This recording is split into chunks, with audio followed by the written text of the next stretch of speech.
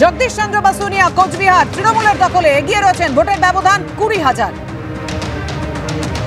কেন্দ্রীয় স্বরাষ্ট্র প্রতিমন্ত্রী ছিলেন নিশীথ প্রামাণিক এই মুহূর্তে পিছিয়ে রয়েছেন কোচবিহার থেকে। তৃণমূলের দখলে যেতে চলেছে কোচবিহার, অর্থাৎ কোচবিহার দখলে নিল তৃণমূল। এখনো পর্যন্ত ভোটের ট্রেন্ড তাই বলছে।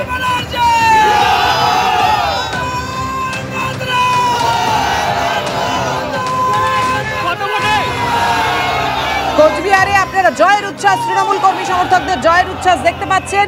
গত বছর নিশীথ প্রামাণিক, গত বছর মানে আমি বলতে চাইছি 2019-এ 54,231 ছিল তার ব্যবধান। এবারে বুঝতেই পারছেন খুবই কম ব্যবধান ছিল। এবারে তৃণমূল দখল করে নিল কোচবিহার। এখনো পর্যন্ত ফলের যা ট্রেন্ড,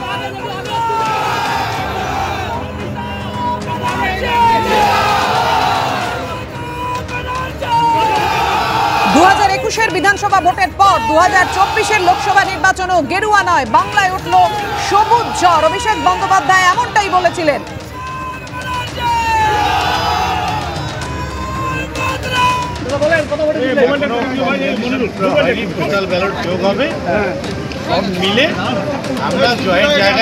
আপাতত মার্জিন কত?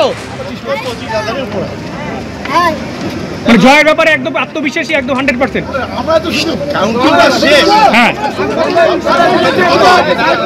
আর কত রাউন্ড বাকি?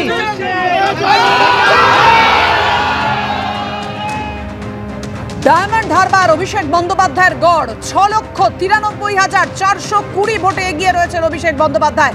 বুঝতেই পারছেন সমস্ত রেকর্ড ভেঙে ফেলছেন তিনি, নিজের রেকর্ড নিজেই ভাঙছেন।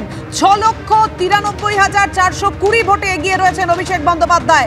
একেবারে মমতা বন্দ্যোপাধ্যায়, অভিষেক বন্দ্যোপাধ্যায় নেতৃত্বে, অভিষেক বন্দ্যোপাধ্যায়ের সেনাপতিত্বেই যে এই ভোট 2024-এর লোকসভা কেন্দ্রে তৃণমূলের বাংলা এই ঝড়, যেটা তৃণমূল কর্মী সমর্থকরা, নেতৃত্বরা বারবার বলছেন। ডায়মন্ড হারবারে অভিষেক বন্দ্যোপাধ্যায় এখনো যা ট্রেন্ড, ভোটের যা ব্যবধান, সেটাই প্রমাণ করে দিচ্ছে।